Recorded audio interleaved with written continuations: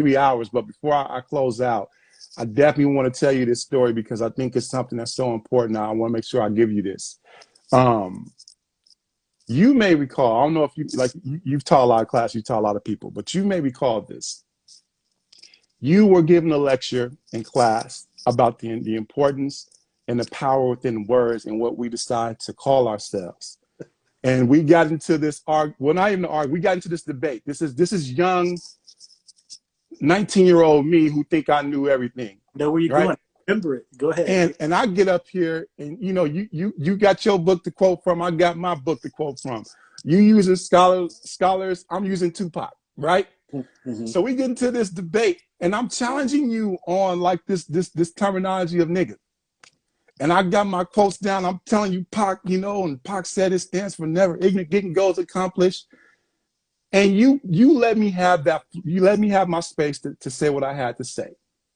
And after class, you kindly pulled me aside and said, brother, I think you would do, it will benefit you to read this book. And you handed me The Miseducation of the Negro. And once I read that book, it changed the trajectory, and I understood exactly where you were coming from. And then I felt dumb for taking time up in the class to even like kind of combat you on this particular talking point.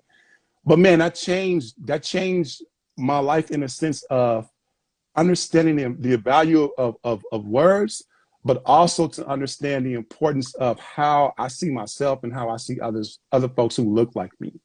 And since I read that book, I have completely erased that term out of my vocabulary when I'm speaking about Black folk. And I can't tell you what that did for me. Just as a whole of being optimistic, seeing value in the people who look like me, but also just thank you for being patient with me. Because I don't know if anyone else could have put up with me. I was, I'm much calmer nowadays, but I was very animated as an 18, 19-year-old, You were. Can I tell you why I was patient with you? Yeah. Because I remember that. I mean, I remember it like it was yesterday as opposed to, what, 15 plus years ago, maybe? Right. Yeah, closer to 20. But the reason why I was patient is when we were having that dialogue, I was disappointed. I was disappointed in your responses, but I wasn't tripping because I had already on, I think, a significant level, gotten to know you. Yeah. So I knew who you were. I knew the kind of consciousness that you had and that you were developing. And I knew, and I knew your heart. I knew the direction I knew the man that you were going to become. And I'm sitting for the man that I thought you were going to become. Wow. So I didn't trip. I was like, you know what? I'm disappointed, but he'll get it. Yeah. That's why I was patient with you, because I knew you would. Man. Yeah, man. That really, it really changed. It really changed me. Like, it's just like, that part of the Malcolm X movie where he's reading the letter from Elijah, and all of a sudden, gold pixel dust comes out, and it's the form of Elijah Muhammad. He's seeing him as he's reading it.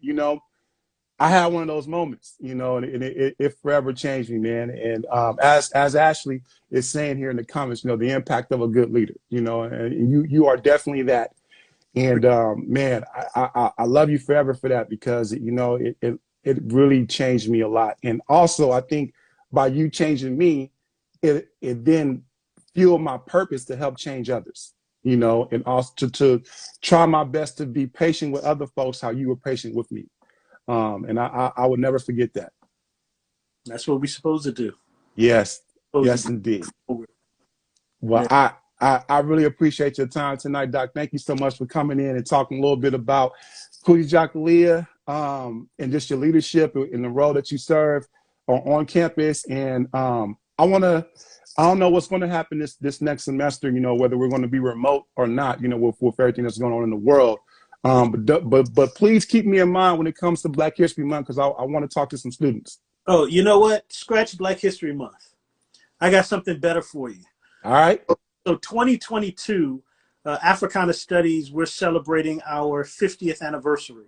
So in the spring and fall, we're going to have a series of events celebrating our anniversary, and you have to be a part of it. Oh So man, yeah, so it would be my great honor. It's only right. yeah. So we'll talk more about that. Cool. Well, all right. Well, I'm gonna hold you to it now that you said it live here. I got tape of it. Oh, my word is my bond. Oh man, I appreciate that. Well, thank you again, Dr. Odd, man. We love you. Me and Ashley talk about you all the time, you know, and we appreciate everything that you're doing. All right, thanks so much, and I'm proud of you and Ashley and Thank the you. beautiful family that you're creating. Thank you, man. Thank you. You know, so as long as the children keep taking after Ashley, I'm gonna be all right. Both of you, both of you. Well, All right. it's been a pleasure.